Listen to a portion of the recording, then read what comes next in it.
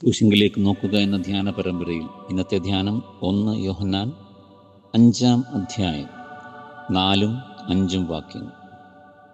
ദൈവത്തിൽ നിന്ന് ജനിച്ചതൊക്കെയും ലോകത്തെ ജയിക്കുന്നു. ലോകത്തെ ജയിച്ച ജയമോ നമ്മുടെ വിശ്വാസം തന്നെ. യേശു ദൈവപുത്രനെന്ന് വിശ്വസിക്കുന്നവൻ അല്ലാതെ ആരാകുന്നു ലോകത്തെ ജയിക്കുന്നവൻ?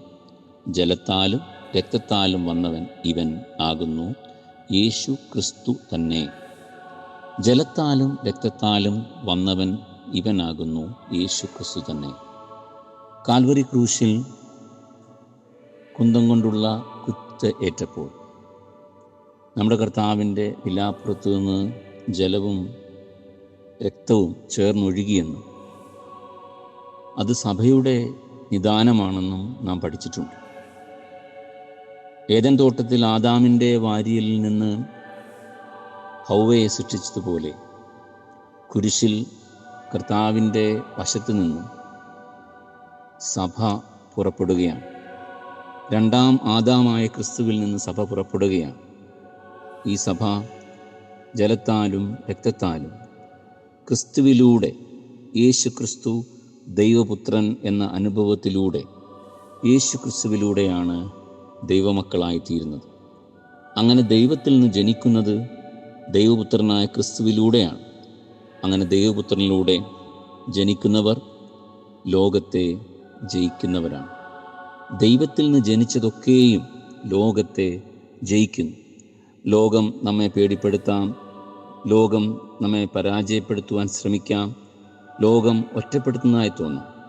എന്നാൽ കർത്താവായ യേശു ക്രിസ്തുവിൽ നിന്ന് ജനിക്കുന്നവർ ലോകത്തെ ജയിക്കുവാൻ വിളിക്കപ്പെട്ടവരാണ്. നിരന്തരം ഈ ജനനം നടക്കേണ്ടതുണ്ട് എന്നാണ് പിതാക്കന്മാർ നമ്മെ പഠിപ്പിക്കുന്നത്. ഫിലക്സിനസ് ഓഫ് മാബൂഗ് നമ്മെ പഠിപ്പിക്കുന്നു, ക്രിസ്തുവിൽ നിന്ന് ഒരു ജനനം നമുക്കുണ്ടാവേണ്ടതുണ്ട്. അമ്മയുടെ ഉദരത്തിൽ നിന്നൊരു ജനനമുണ്ട്, വിശുദ്ധ മാമോദീസയിലൂടെ ഒരു ജനനമുണ്ടെന്നും നിരന്തരം പരിശുദ്ധാത്മാവിനാൽ ക്രിസ്തുവിൽ ഒരു ജനനം നമുക്കുണ്ടാവേണ്ടതുണ്ടെന്നും നാം ഈ ധ്യാന പരമ്പരയിൽ മുമ്പേ ധ്യാനിച്ചത് വീണ്ടും ഓർക്കുക. ദൈവത്തിൽ നിന്ന് ജനിച്ചവർ ലോകത്തെ ജയിക്കുന്നു. ദൈവത്തിൽ നിന്ന് ജനിക്കുവാനുള്ള മാർഗം കർത്താവായ യേശു ക്രിസ്തു ദൈവപുത്രനെന്ന് അനുഭവിച്ച് ആശ്രയിച്ച് അത് വിശ്വസിച്ച് അതിൽ ജീവിക്കുകയാണ്. യേശു ക്രിസ്തു ദൈവപുത്രൻ എന്ന അനുഭവമാണ് ദൈവമക്കളാക്കി നമ്മെ ഏവരെയും തീർക്കുന്നത്. ദൈവത്തിൽ നിന്ന് ജനിക്കുമ്പോഴാണ് ലോകത്തെ ജയിക്കുന്നത്. ലോകത്തെ ജയിക്കുവാൻ വിളിക്കപ്പെട്ടവരാണ് നാം.